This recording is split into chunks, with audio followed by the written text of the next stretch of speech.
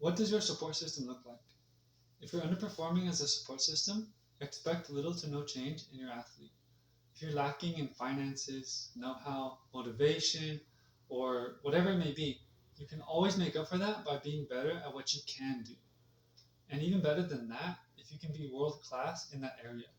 World class doesn't mean best in the world, it means it is good and effective throughout the world. So if your child isn't drinking enough water before training or a game, it will show. If they aren't eating enough, it will show. Think of a car on a road trip. Let's say you drive to the beach, but it uses all the gas in your car. Similar to the body, if you try to drive back home without refueling, you could be stuck on the side of the road, stranded, right?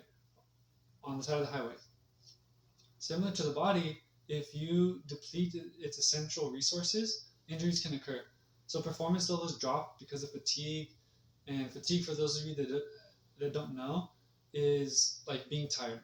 It can be muscle fatigue. It's not just I ran and I'm tired. You can still be able to run, but your legs might be sore. If you try to play or train too soon without allowing time for recovery, that's when you start to break down. Another example is if you get tired and then go drink some water. Afterwards, you might feel better, but more is required to prepare for activity. And so, what I mean by that is, for those of you that don't know, we want to prepare for a game day on Saturday, right? 2 days before. So, we drink more water and we eat more food. Thursday, Friday, we do the same thing on Saturday. But the real preparation happens Thursday and Friday.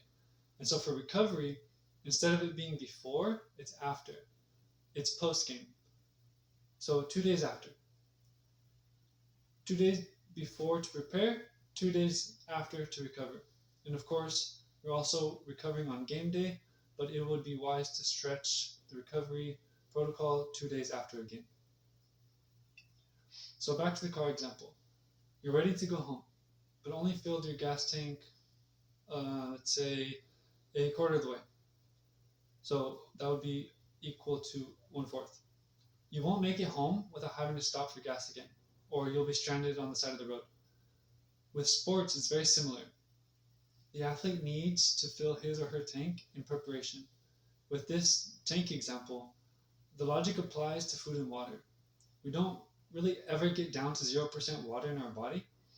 So, just for an example, let's say we were operating at 90% water and we have a game or hard practices 3 days in a row and we go down to 70%. Now, this is just for the example, it's not advice or scientifically accurate, but the logic applies. When we get dehydrated, that means we are lacking water.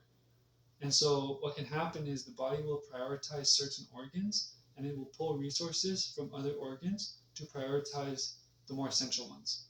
For example, during dehydration, your body will prioritize hydrating your brain rather than a less essential organ.